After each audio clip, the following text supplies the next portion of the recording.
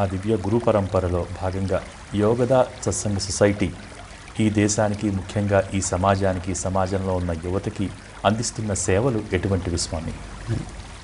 ఇప్పుడు చెప్పినట్టుగా అందరికీ ఉపయోగపడే ధ్యాన ప్రక్రియలు చెప్పడం, అవి కూడా ఈ పాఠమాల ద్వారా, యోగద సత్సంగ పాఠమాల ద్వారా ప్రస్తుతం ఇండియాలో ఇది 5 భాషల్లో ఉంది. తెలుగు, తమిళం, కన్నడ, హిందీ, ఇంగ్లీష్, మిగతా బెంగాలీ, మిగతా భాషలో కూడా రాబోతున్నాయి. అది వీటిని నేర్చుకోవడానికి ఎక్కడికి వెళ్ళాల్సిన అవసరం లేదు. మీ గుమ్మం దగ్గర ఇవి చేరుతాయి, మీ మొబైల్లో కూడా ఉంటాయి చదువుకోవాలంటే. అది చేసిన గొప్ప సేవ యోగద సత్సంగ సొసైటీ. అంటే నిత్య జీవితంలో మనకు కావాల్సిన అనేక విషయాలు ఈ పుస్తక పాఠమాలలో ఉన్నాయన్నమాట. వీటన్నిటిని ఉత్సాహం ఉన్న వాళ్ళకి అందజేయడమే యోగద సత్సంగ సొసైటీ యొక్క ముఖ్య ఉద్దేశం.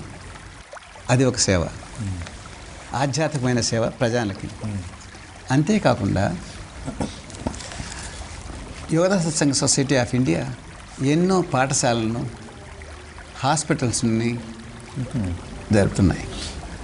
ఎక్కడైనా ప్రమాదాలు జరిగినప్పుడు వరద బాధితులు, అగ్ని బాధితులు ఉంటే వాళ్ళకి సాయం చేయడానికి కూడా మేము ముందుకు వస్తాం. సమాజ సేవ. ఎన్నో విద్యా సంస్థలు ఉన్నాయి, ముఖ్యంగా పేదరికంలో ఉన్న వాళ్ళకి విద్యను అందజేయడానికి. అదేవిధంగా ఉచిత వైద్యశాలలు ఉన్నాయి.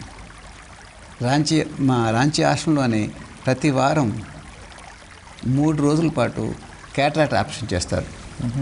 ఛార్జ్ ₹1 అంటే రిజిస్టర్ చేసుకోవడానికి. అంటే ఉచితంగా మనిషి జీవితంలో విద్య, వైద్యం అనేది చాలా ప్రముఖ పాత్ర. అవి మేము చేస్తూనే ఉన్నాం. కానీ సంతోషం స్వామి, ఇంకా కార్యక్రమంలో చివరిగా ఈ గురు పూర్ణిమ సందర్భంగా మా భక్తి టీవీ ప్రేక్షకులకు మీరు ఇచ్చే సందేశం. నిత్య జీవితంలో ఆ బ్యాలెన్స్ అనేది మనం మెయింటైన్ చేయాలండి. అంటే ప్రతి ఒక్కరూ సమతుల్య జీవితాన్ని నడపాలి. కేవలం మన శరీరాలను చూసుకోవడమే కాదు, శరీరంతో పాటు మనసును కూడా మనం వికసించేట్టు చూసుకోవాలి. అంతేకాదు ఆత్మలకు కూడా కావాల్సిన ధ్యానాన్ని దానికి అందించాలి. ఆ విధంగా బ్యాలెన్స్డ్ లైఫ్ని ఏ విధంగా అయితే బాడీ, మైండ్ అండ్ సోల్ అన్నీ బ్యాలెన్స్డ్గా డెవలప్ అవుతాయో చూసుకోవాలి.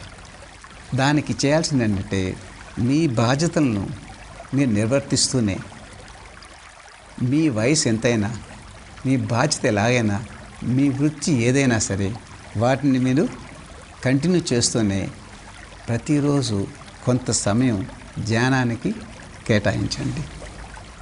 కాబట్టి మేము ఇచ్చే సందేహం ఏంటంటే ఆ గురుదేవుల్ని, గురు పరంపరను గౌరవించే విధానం ఏంటంటే నిత్య జీవితంలో కొంత సమయాన్ని ధ్యానానికి కేటాయించడం.